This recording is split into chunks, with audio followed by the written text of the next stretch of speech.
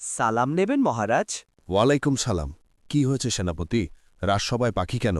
মহারাজ, এই পাখিবনটি রাজকুমারের জীবন বাঁচিয়েছে, সেজন্য আপনার কাছে পেশ করলাম মহারাজ। তাই নাকি সেনাপতি? একটি পাখি আমার ছেলের জীবন বাঁচিয়েছে? আমি তা শুনলাম, তা কি সত্যিই পাখি? জি মহারাজ, সেনাপতি ভাই যা বলছেন তা সত্যি। রাজকুমার রাস্তা ভুলে গিয়েছিল, এজন্য তাকে আমি আমার বাসায় নিয়ে যাই।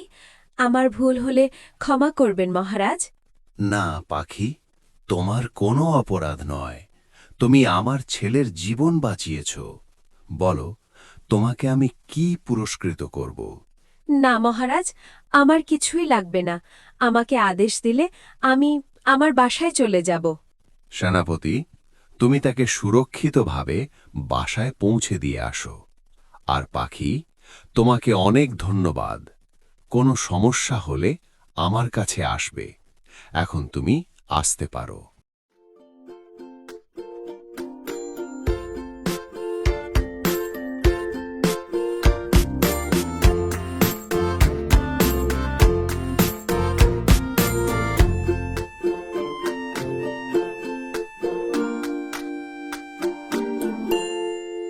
এদিকে কাঠুরিয়া জমি কেনার লোভে কিছুদিন বাইরে ঘুরতে গিয়েছিল।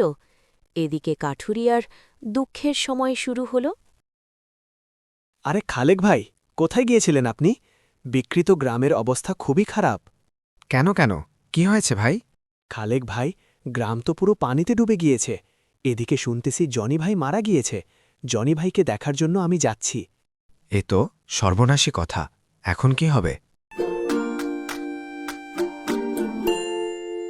ভাবি, কাঁদিয়েন না, আমি গ্রামের মানুষকে ডাকতেছি, একটু অপেক্ষা করেন।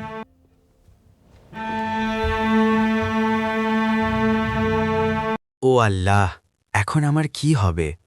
টাকা পয়সা সব তো বাড়িতে। বাড়ি তো বন্যার পানিতে ভেসে গিয়েছে। এখন তো আর অবশিষ্ট কিছু রইল না। দেখি তো জনি ভাইয়ের কি খবর। এখন কাঠুরিয়া খাবার ঝুড়ি ফেলে দিয়ে জনির বাসার দিকে দিল এক দৌড়। আরে ভাবি, কিভাবে কি হলো? ভাই বলিয়েন না, ব্যবসা বাণিজ্য কিছুদিন থেকে লস যাচ্ছে, পাওনাদারও অনেক। সেজন্য আজকে ঘুম থেকে উঠে দেখি গলায় দড়ি দিয়ে মারা গেছে।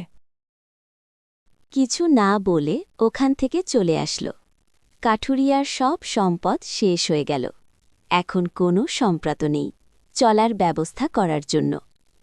সে দূরে এক জঙ্গলে চলে যাচ্ছে। কাঠুরিয়া অহংকার করে আবারও বলল, পাশের গ্রামের জঙ্গলে আবার কাঠ কেটে সম্পদ করব। কথা বলতেছে আর হাঁটতেছে।